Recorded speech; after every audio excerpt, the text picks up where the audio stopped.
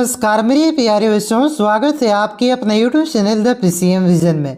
प्यारे बच्चों, आज की इस वीडियो के माध्यम से हम लोग क्लास 12 हिंदी कोर के सब्जेक्टिव मॉडल पेपर का कंप्लीट सॉल्यूशन देखने वाले हैं। इससे पहले वाले वीडियो में हम लोगों ने ऑब्जेक्टिव क्वेश्चन के सॉल्यूशन को देख लिया था।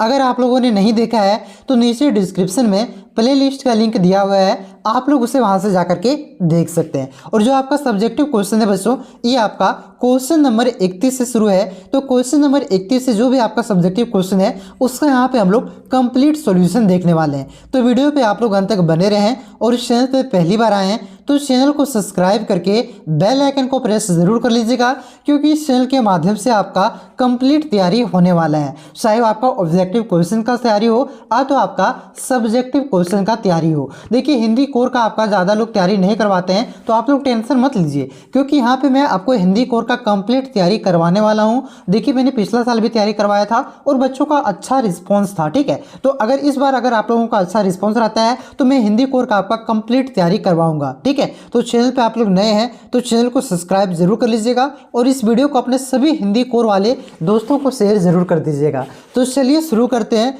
और एक एक करके सारे क्वेश्चन के सॉल्यूशन को यहाँ पे हम लोग देखते हुए समझते हुए चलते हैं। तो देखिए बच्चों, सबसे पहले आपका अति लघुत्तरीय प्रश्न है, यानी कि 2 नंबरिया क्वेश्चन है। और ये जो 2 नंबरिया क्वेश्चन है ये टोटल आपका 8 क्वेश्चन रहेगा और ये 8 क्वेश्चन में से आपको कोई भी 6 क्वेश्चन का उत्तर देना है जो आप लोग अच्छा से जानते हैं। और ये जो आपका 2 नंबरिया क्वेश्चन है, यानी कि जो आपका अति लघुत्तरीय प्रश्न है, इसके उत्तर को आपको एक वाक्य में देना है और या तो एक वर्ड में देना है, यानी कि जिस प्रकार से जरूरत है उस प्रकार से आपको देना है। ज़्यादा बड़ा बड़ा आपको नहीं लिखना है। और ये जो आपका सामान्य निर्देश है ये आपके क्वेश्चन के शुरू के जो 2 पेज है वहीं पे आपको देखने को मिलेगा। ठीक है, तो 2 नंबरिया क्वेश्चन का जो उत्तर है आपको ज़्यादा बड़ा बड़ा नहीं लिखना है। तो चलिए हम लोग आप क्वेश्चन पे चलते हैं। तो देखिए, जो आपका सब्जेक्टिव क्वेश्चन है एक क्वेश्चन नंबर 31 से शुरू है और पहला सब्जेक्टिव क्वेश्चन है कि कस्टम अधिकारी ने साफिया की बात सुनकर क्या किया। तो देखिए, कस्टम अधिकारी ने सर्वप्रथम साफिया की सारी बातें सुनी और फिर नमक के पुड़िये को मोड़कर स्वयं ही उसके बैग में रख दिया था। यानी कि जो आपका लाहौरी नमक है बच्चों, ये क्या करती साफिया आपका पाकिस्तान यानी कि लाहौर से भारत लेकर के आना चाहती थी एक नमक की पुड़िया जो कि आपका गैर कानूनी था। ठीक है, फिर आपका क्या होती है यहाँ पे साफिया के बैग जब चेक होती है तो साफिया कस्टम अधिकारी थे जो वहाँ पे चेक करते हैं बॉर्डर में, रेलवे स्टेशन में जो चेक करते हैं, ठीक है, कि आप क्या क्या ले जा रहे हैं, तो उसको यहाँ पे कुछ बातें बताती है। वे सारी बातों को सुन करके जो कस्टम अधिकारी हैं उन नमक की पुड़ियों को क्या करते हैं, उनके बैग में स्वयं ही डाल देते हैं। क्लियर है। उसके बाद देखिए अगला क्वेश्चन क्या दिया गया है कि कालिदास को लेखक ने क्या कहा है। तो देखिए, कालिदास को लेखक ने अनासक्त योगी कहा है। क्या कहा है, तो याद रखिएगा, अनासक्त योगी कहा है। उन्होंने मेघदूत जैसे सरस महाकाव्य की रचना की है। ठीक है, तो ये मेघदूत जैसे सरस महाकाव्य की रचना किसने किया है, तो ये आपका कालिदास ने किया है। और कालिदास को लेखक ने क्या कहा है, अनासक्त योगी कहा है। उसके बाद देखिए अगला क्वेश्चन क्या है कि धर्मवीर भारती अथवा सूर्यकांत त्रिपाठी निराला की 2 रचनाओं के नाम लिखें। यानी कि ये दो राइटर के नाम लिखे गए, इनमें से कोई भी एक राइटर का आपका 2 रचना का यहाँ पे नाम लिखाना है। लेकिन यहाँ पे मैं आपको टोटल दोनों रचनाओं के मतलब दोनों लेखकों की रचनाओं के नाम बताऊंगा, क्योंकि इनमें से कोई भी आपके बोर्ड एग्जाम में आ सकता है। ठीक है, कोई भी नहीं छोड़ना है। मॉडल पेपर के सारे क्वेश्चन को जरूर पढ़ लेना है, क्योंकि बहुत ही ज़्यादा मॉडल पेपर का क्वेश्चन इंपॉर्टेंट होता है। ठीक है, तो देखिए धर्मवीर भारती के 2 रचना कौन कौन से हैं, तो पहला हो गया आपका गुनाहों का देवता और दूसरा क्या है आपका कनूप्रिया। अगर पूछे कि सूर्यकांत त्रिपाठी निराला के 2 रचना कौन कौन से हैं, तो ये आपका कुकुरमुत्ता और एक आपका परिमल। ठीक है, ये सब इसकी रचना है। उसके बाद देखिए अगला क्वेश्चन क्या है कि बच्चे किस बात की आशा से नीडो, यानी नीड किसे कहते थे, घोंसला कहते हैं, घोंसला से झांक रहे होंगे। ठीक है, तो किस बात की आशा से, तो देखिए बच्चों इस बात की आशा है कि उनके माता पिता उनके लिए भोजन सामग्री लेकर तुरंत ही उनके पास आ रहे होंगे। जैसे ही वे आएंगे उन्हें भोजन के साथ साथ बहुत सारा प्यार भी देंगे। इसी आशा में बच्चे नीडो का मतलब होता है घोंसला से झांक रहे हैं। ठीक है, उसके बाद देखिए अगला क्वेश्चन नंबर 35 क्या दिया गया है कि कवि के अनुसार कविता क्या है। तो देखिए कविता एक चिड़िया, फूल और बच्चे के खेल के भांति है। कवि के अनुसार कविता क्या है, तो कविता एक चिड़िया, फूल और बच्चे के खेल के भांति है। उसके बाद देखिए अगला क्वेश्चन क्या दिया गया है कि बच्चा कब खिलखिला कर हंस पड़ता है। तो बच्चा कब खिलखिला करके हंस पड़ता है? तो देखिए, माँ अपने बच्चों को बार बार हवा में उछाल देती है, जिसके कारण बच्चा खिलखिलाकर हंस उठता है। ठीक है, यानी कि बार बार जब हवा में उछालती है माँ बच्चे को, तो बच्चा क्या होता है? खिलखिलाकर हंस उठता है। उसके बाद देखिए अगला क्वेश्चन क्या है कि असोदर बाबू ने किस स्कूल से मैट्रिक की परीक्षा पास की थी? तो देखिए, जो असोदर बाबू है इन्होंने आपका रेम्ज के जो स्कूल है, रेम्ज स्कूल अल्मोड़ा में जो स्थित है, उससे यहाँ पे अपनी मैट्रिक की परीक्षा पास की थी, ध्यान रखिएगा। उसके बाद देखिए अगला क्वेश्चन क्या है कि एन फ्रैंक का परिवार कहाँ छुपने वाला था? तो देखिए, एन फ्रैंक का परिवार उसके पिताजी के कार्यालय की इमारत में छुपने वाला था। कहाँ पे? तो उसके पिताजी का जो ऑफिस का इमारत था वहाँ पे छुपने वाली थी। और ये कितने दिन पहले, जिस दिन उसका प्लानिंग रहता है उसके कितने दिन पहले ये वहाँ पे मतलब वहाँ पे छुपने के लिए चले जाती है। आप लोग कमेंट जरूर कीजिएगा। चलिए आगे देखिए, अब यहाँ पे खंडगा है, यानी कि लघुत्तरीय प्रश्न है, और यानी कि 3 नंबरिया क्वेश्चन है। और जो 3 नंबरिया क्वेश्चन है ये भी टोटल आपका 8 प्रश्न है, और ये 8 में से आपको कोई 6 प्रश्न का उत्तर देना है, जो आप लोग अच्छा से जानते हैं। लेकिन यहाँ पे मैं आपको सारे क्वेश्चन का उत्तर बताऊंगा, क्योंकि कोई भी आपके एग्जाम में आ सकता है। ठीक है, देखिए क्वेश्चन क्या है आपका कि लेखक के मत से दास्तां की व्यापक परिभाषा क्या है? ठीक है, तो देखिए लेखक के आधार पर दास्तां की व्यापक परिभाषा एक व्यक्ति का पेशा चुनने का अधिकार ना देना है। इस तरह आमुक व्यक्ति को हम दास्तां में बांध कर रख देते हैं। जब किसी व्यक्ति द्वारा अन्य व्यक्ति के पेशे, कार्य तथा कर्तव्य निर्धारित किए जाते हैं, तो ऐसी स्थिति में भी दास्तां कहा जाता है। स्वतंत्रता हर मनुष्य का जन्मसिद्ध अधिकार है, अतः किसी अन्य व्यक्ति को यह अधिकार नहीं है कि वह किसी दूसरे व्यक्ति के पैसे, यानी जो काम करते हैं उसको क्या कहते हैं? मतलब अब हम पढ़ा रहे तो हमारा पैसा क्या है? काम, ये पढ़ाना। को आपका बाल छिलता है, ठीक है, तो उसका पैसा क्या है? आपका ये ठाकुरगिरी करना, मतलब ही कह सकते हैं बाल काटना। ठीक है, तो उस पैसे, उसी को जो कार्य करता है उसी को पैसा कहा जाता है। ठीक है, तो पैसे, कार्य तथा कर्तव्य को निर्धारित करते हैं। ठीक है, तो ये आपका लेखक के मत में दास्तां की व्यापक परिभाषा है। आगे देखिए अगला क्वेश्चन क्या दिया गया है कि ढोलक की आवाज़ पूरे गांव पर क्या असर करता था? जो पहलवान का ढोलक था, ये पूरे गांव में जब बीमारी आ जाता है फिर भी ये ढोलक बजाता है, तो उसका गांव में क्या असर करता है, सब पूछ रहे हैं। ठीक है, तो देखिए ढोलक की आवाज़ से रात का सन्नाटा और भय कम हो जाता है। बच्चे, बूढ़े या जवान ढोलक की आवाज़ से सबकी आंखों के सामने दंगल का दृश्य नाचने लगता है और वे सभी उत्साह से भर जाते थे।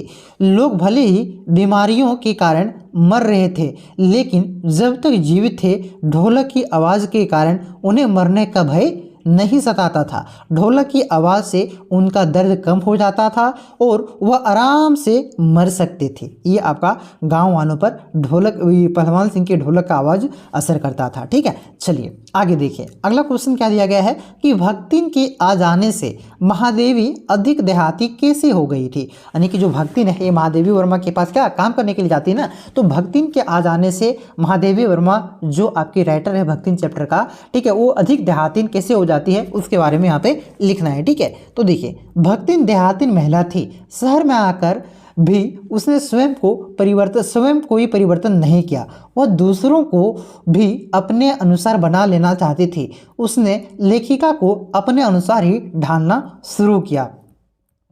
उसने लेखिका का मीठा खाना बिल्कुल बंद कर दिया। उसने गाढ़ी दाल व मोटी रोटी खिलाकर लेखिका की स्वास्थ्य संबंधित चिंता दूर कर दी। अब लेखिका को रात को मकई की दलिया, सवेरे मट्ठा तिल लगा करके बाजरे से बनाए ठंडे पुए, ज्वार से भुने भुट्टे, हरे हरे दानों की खिचड़ी और सफ़ेद महुए की लपसी मिलने लगी। इन सबको वह स्वाद से खाने लगे, यानी कि लिखिएगा इन सबको खाने लगे। इसके अतिरिक्त उसने महादेवी को देहाती भाषा भी सिखा दिया, यानी कि इसके अतिरिक्त जो देहाती भाषा होता है ये भी क्या भक्ति ने महादेवी वर्मा को सिखा दिया। इस प्रकार महादेवी वर्मा अधिक देहातीन, पहले से अधिक देहातीन बन गई, यानी कि महादेवी आपका भक्तिन के आने से अधिक देहातीन बन गई। आगे देखिए अगला क्वेश्चन क्या दिया गया है कि शोकग्रस्त माहौल में हनुमान के अवतरण को करुण रस के बीच वीर रस का अभिभाव क्यों कहा गया है? ठीक है, तो देखिए हनुमान मूर्छित लक्ष्मण के लिए हिमालय से संजीवनी लाने के लिए गए हुए हैं। राम उनके इंतजार में है। अपने मूर्छित भाई की दुर्दशा देखकर वे विहल हो उठते हैं और विलाप करने लगते हैं। उनके विलाप से सारी सेना भी दुखी है। राम नाना प्रकार से विलाप करते हुए दुखी हो रहे हैं। उनकी यही विलाप करुण रस से उत्पन्न करता है। युद्ध स्थल में चारों ओर इस प्रकार इस रस का प्रवाह हो रहा है। इस समय हनुमान आते हैं और अपने हाथ में पूरा पर्वत उठा लाते हैं। हनुमान को देखकर सभी हैरत में हैं। उनका यह कार्य अद्भुत है। सभी उन्हें देखकर हनुमान को सभी देखकर हैरत में हैं। यह कार्य उनका अद्भुत है। सभी में उन्हें देखकर उत्साह जागृत हो जाता है। इस तरह करुण रस के स्थान पर वीर रस का संचार होने लगता है। चारों ओर आनंद छा जाता है। हनुमान के अवतरण को इसलिए करुण रस के बीच वीर रस का अविर्भाव कहा है। ठीक है, तो योग्य इसका आंसर। उसके बाद देखिए अगला क्वेश्चन क्या दिया गया, 43 नंबर क्वेश्चन क्या है कि कविता में किन उपमानों को देखकर यह कहा जा सकता है कि उषा कविता गांव की सुबह का गतिशील शब्द चित्र है। ठीक है, तो किन उपमानों को देखकर कहा जा सकता है, तो देखिए कविता के निम्नलिखित उपमानों को देखकर कहा जा सकता है कि उषा शीर्षक कविता गांव की सुबह का गतिशील शब्द चित्र है। ठीक है, तो यहाँ पे किन को देख करके, तो देखिए यहाँ पे पहला उपमा है आपका कि राख से लिपा हुआ चौका को देख करके। दूसरा है आपका लाल केसर धुला हुआ काली सील देख करके। स्लेट पर मला हुआ ये लाल खड़िया चौक देख करके।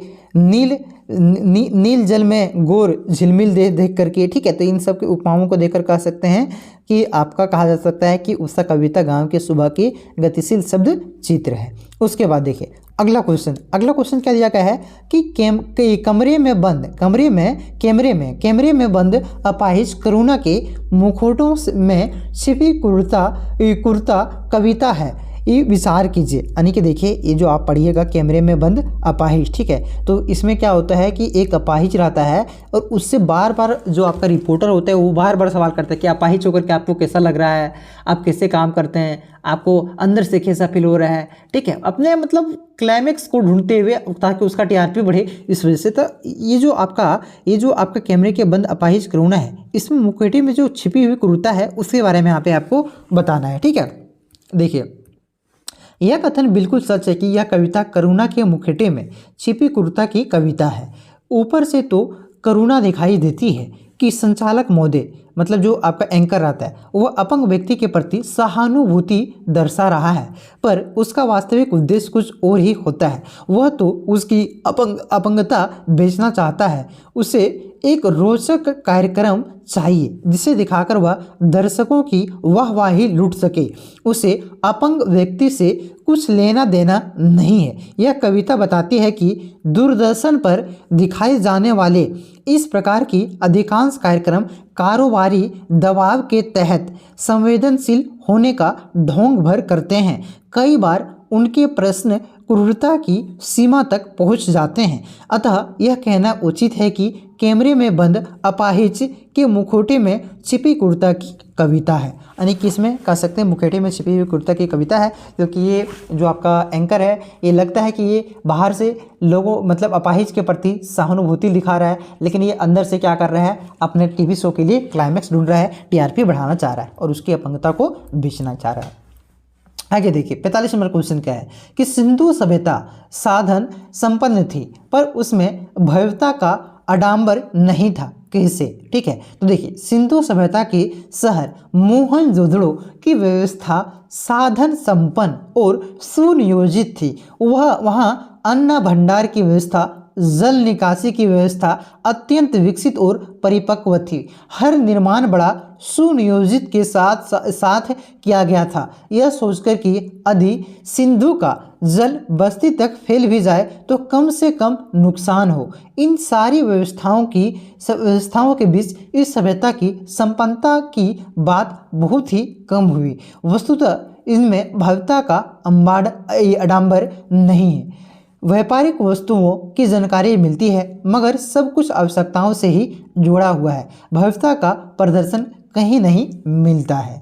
आगे देखिए अगला क्वेश्चन क्या है, 46 नंबर का क्वेश्चन कि स्वयं कविता रच लेने का आत्मविश्वास लेखक के मन में कैसे पैदा हुई। यानी कि जो ये जो आपका कहानी है जूझ चैप्टर से लिया गया, ठीक है। तो जूझ चैप्टर के लेखक कौन है? हाँ, जो जूझ चैप्टर के लेखक हैं आपका आनंदा यादव, ठीक है, आनंदा जी। तो इनका यहाँ पे बताया गया कि जो लेखक हैं उनके मन में स्वयं कविता रच लेने का जो विश्वास है, ये कहाँ से पैदा हुआ, कैसे उत्पन्न हुआ, उसके बारे में यहाँ पे लिखना है, ठीक है। तो देखिए, मराठी अध्यापक सोंदेलेकर, ठीक है, कि कविता पढ़ाने के ढंग अत्यंत रोचक एवं विलक्षण था। कविता का वाचन वे भाव, लय, ताल, गति के साथ करते थे। लेखक एकाग्र होकर मास्टर साहब के हाव भाव, ध्वनि, गति और रसों का रसास्वादन किया करते थे। लेखक के इन्हीं अध्यापक के प्रोत्साहन और उत्साहवर्धन के कारण स्वयं कविता रच ले सकने का आत्मविश्वास पैदा हुआ। यानी कि जो उसके मराठी टीचर,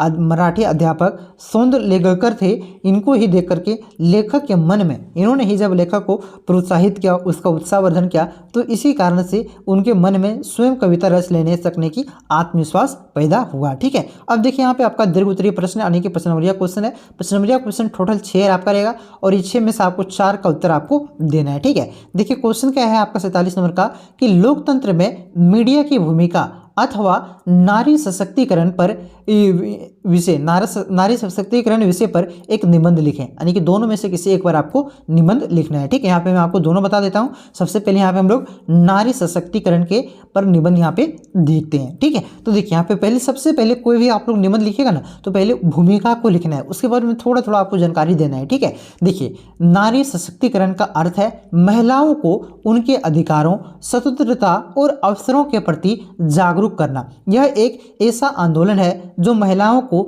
समाज में समानता, स्वतंत्रता और आत्मनिर्भरता प्रदान करने के लिए कार्य करता है। नारी सशक्तिकरण केवल महिलाओं के लिए ही नहीं बल्कि समाज के समग्र विकास के लिए आवश्यक है। फिर उसके बाद लिखिएगा शिक्षा का महत्व, यानी कि नारी शिक्षा का महत्व क्या है। तो यहाँ पे शिक्षा का महत्व लिख करके डैश दीजिएगा, ठीक है। और लिखिएगा महिलाओं की शिक्षा नारी सशक्तिकरण का एक महत्वपूर्ण पहलू है। जब महिलाएं शिक्षित होती है तो वे अपने अधिकारों के प्रति जागरूक होती है और समाज में अपनी स्थिति को सुधारने में सक्षम होती है। शिक्षा से महिलाएं आर्थिक रूप से स्वतंत्र बनती है और अपने परिवारों का भरण पोषण कर सकती है। उसके बाद है स्वास्थ्य और सुरक्षा, ठीक है, इसके बारे में लिखा गया है, आप लोग पढ़ लीजिएगा। फिर उसके बाद आप आर्थिक स्वतंत्रता के बारे में लिख दीजिएगा। फिर उसके बाद आपको लिखना है एक पॉइंट और लास्ट में आपको निष्कर्ष लिखना है। शुरू में परिचय और लास्ट में निष्कर्ष लिखना जरूरी है। इससे क्या निष्कर्ष निकलता है उसके बारे में लिख दीजिएगा कि नारी सशक्तिकरण एक आवश्यक प्रक्रिया है जो समाज के विकास के लिए महत्वपूर्ण भूमिका निभाती है। जब महिलाएं सशक्त होती है तो समाज में सकारात्मक बदलाव आते हैं। इसलिए हमें नारी सशक्तिकरण के लिए प्रयासरत रहना चाहिए और महिलाओं को उनके अधिकारों के प्रति जागरूक करना चाहिए। क्लियर है बच्चों? अब देखिए, अब यहाँ पे आपका लोकतंत्र में मीडिया की भूमिका क्या है उसके बारे में यहाँ पे लिखना है, ठीक है। तो इतना अगर हम पढ़ेंगे, इसमें कुछ समझने वाली बात नहीं है। आपको मैंने निबंध लिखने का और पत्र लिखने का एक ट्रिक मैंने बता दिया। हिंदी इलेक्टिव और हिंदी कोड दोनों का निबंध और ये आपका क्या बोल सकते, निबंध और आपका जो पत्र लिखना है दोनों का सेम सिलेबस है, ठीक है।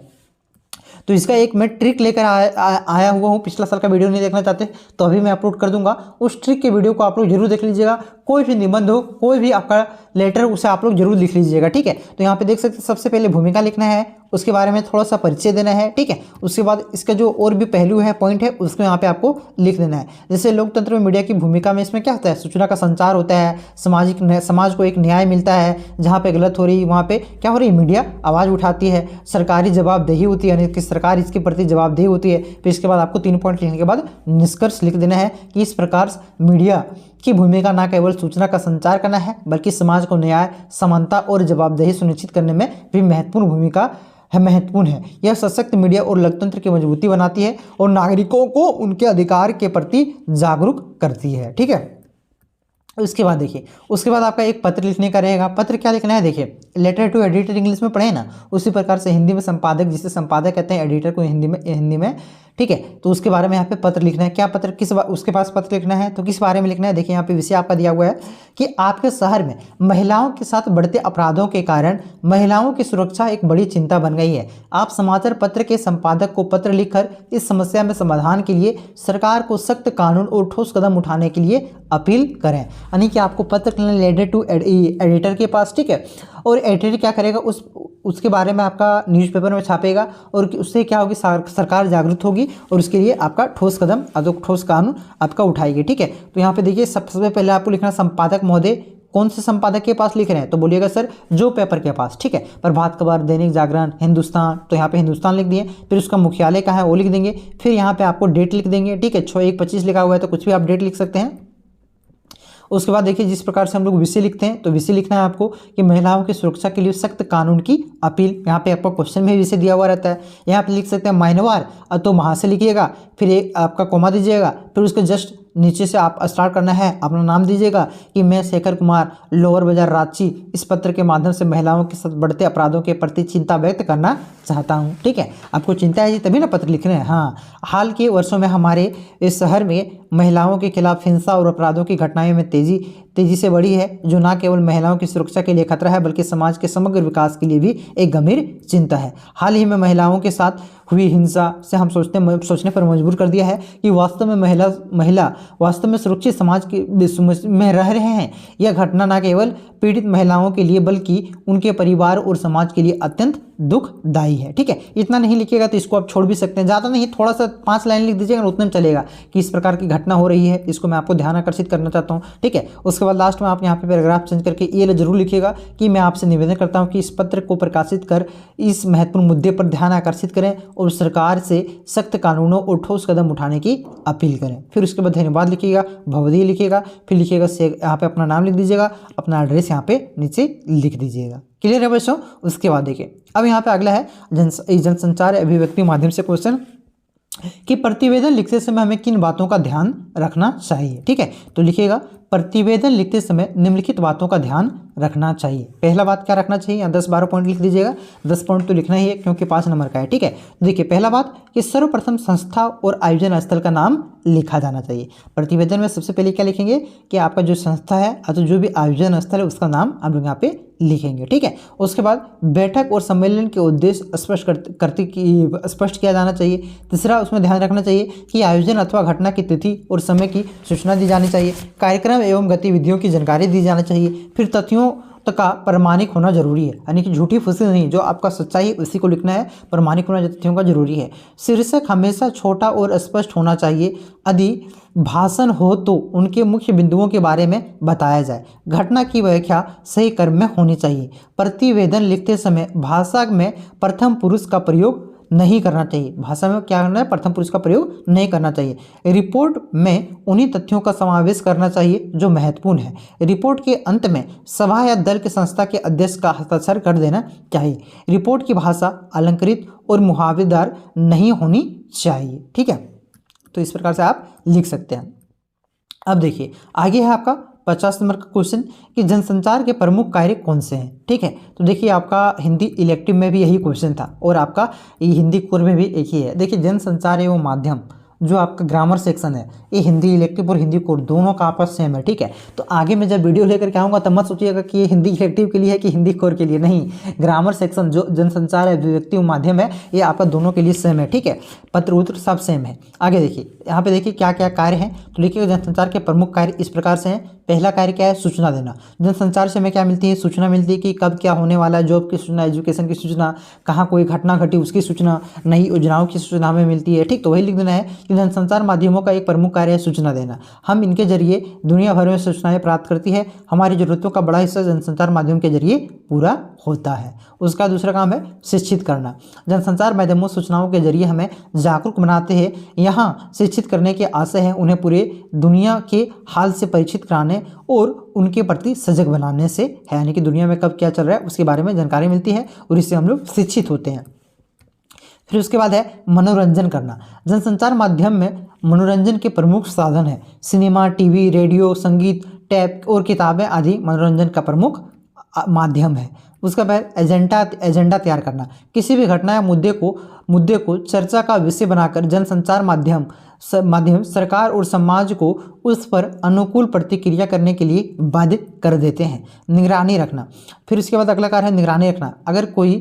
अगर सरकार कोई गलत कदम उठाती है या संगठन संस्था में कोई भी अनियमितता बरती जा रही है तो उसे लोगों के सामने लाने की जिम्मेवारी जनसंचार माध्यम पर है। उसके बाद है आपका विचार विमर्श करना। ठीक है, देखिए जनसंचार यहाँ पे लिखिए, जनसंचार के मंच देखिए यहाँ पे लिखिएगा विचार विमर्श का मंच, यहाँ पे लिख देना है, इसको डेश दीजिएगा, फिर लिखिएगा विचार विमर्श के मंच। जनसंचार विभिन्न विचारों और सामने ये पहुँचाते हैं, जैसे कि समाचार पत्र संपादक की पृष्ठ पर किसी भी घटना या मुद्दे को किसी विचार रखने वाले लेखक अपनी राय व्यक्त करते हैं। इस प्रकार संपादक के नाम, चिट्ठी, स्तंभ आम लोगों को अपनी राय व्यक्त करने का भी मौका मिलता है। ठीक है, क्लियर है। उसके बाद देखिए अब यहाँ पे आपका 51 नंबर का क्वेश्चन है। क्वेश्चन क्या है कि समाचार को परिभाषित करते हुए उनके तत्वों पर प्रकाश डालें। यानी कि समाचार किसे कहते हैं उसकी परिभाषा लिखना है, उनके समाचार के कौन कौन से तत्व होते हैं उनको यहाँ पे लिखना है। ठीक है, देखिए समाचार एक ऐसी सूचना है जो किसी घटना, विषय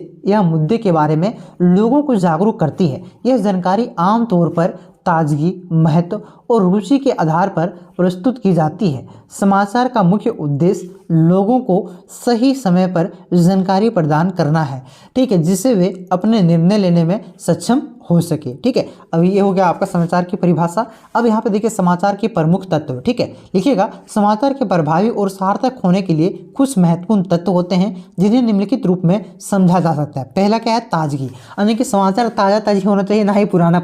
ताज़ा ताजी लोगों पर ज़्यादा ध्यान जाता है, पुराना कोई नहीं देखता है। ठीक है, तो इसका क्या होना चाहिए, प्रमुख तत्व है ताजगी। समाचार को ताज़ा एवं वर्तमान होना चाहिए। यह किसी हालिया घटना या विकास पर आधारित होना चाहिए ताकि पाठक या दर्शकों के बीच उसकी प्रासंगिकता का अनुभव हो। उसके बाद देखिए दूसरा है इसकी महत्व। समाचार में जानकारी का महत्व भी महत्वपूर्ण है। या किसी बड़े मुद्दे, एक घटना या विषय से संबंधित होना चाहिए जो समाज या समुदाय पर प्रभाव डालता है। ऐसा नहीं कि गली में एक आदमी को कुत्ता काट लिया, एक गली में आपका क्या हुआ, मान के चलिए 2 गांव में वो क्रिकेट मैच में जीत गया। मतलब ये हल्का हल्का नहीं होना चाहिए, बड़ा मुद्दा पर आपका समाचार चलने वाला है। अब बड़ा मुद्दा छापिएगा जो लोगों की जरूरतों को पूरा करता हो, लोगों से जुड़ा हुआ हो, तो भी आपका समाचार चलने वाला है। उसके बाद रुचि, समाचार को पाठकों या दर्शकों की रुचि के अनुसार प्रस्तुत किया जाना चाहिए। किसी भी ऐसे विषय पर आधारित होना चाहिए जो लोगों को आकर्षित करे, जो लोगों को अपनी ओर खींचे। आगे देखिए इसकी सत्यता, यानी कि समाचार पत्र में जो छाप रहे हैं ये सत्य होना चाहिए। ठीक है,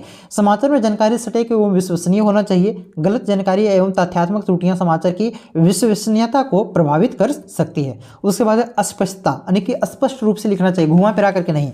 समाचार को स्पष्ट एवं संक्षिप्त रूप में प्रस्तुत किया जाना चाहिए ताकि पाठक एवं दर्शक को समझने में आसानी से उसे समझ सके। फिर है आपका विविधता, समाचार की विभिन्न दृष्टिकोण और पहलुओं को शामिल करना चाहिए ताकि पाठक को एक व्यापक दृष्टिकोण मिल सके। यानी कि एक ही मुद्दा पर सिर्फ नहीं छपना चाहिए। आपका खेल हो गया, आपका लोकल न्यूज़ हो गया, international news, national news, state level का न्यूज़, ये सारा कुछ मिला करके विविधता होनी चाहिए आपके समाचार पत्र में। ठीक है, उसके बाद है प्रस्तुति। देखिए समाचार की प्रस्तुति का तरीका भी महत्वपूर्ण है। इससे आकर्षक एवं प्रभावी ढंग से प्रस्तुत किया जाना चाहिए ताकि यह पाठकों को ध्यान आकर्षित कर सके। इन तत्वों के माध्यम से न केवल जानकारी प्रदान करती बल्कि समाज को जागरूक एवं संवाद को भी बढ़ावा देता है।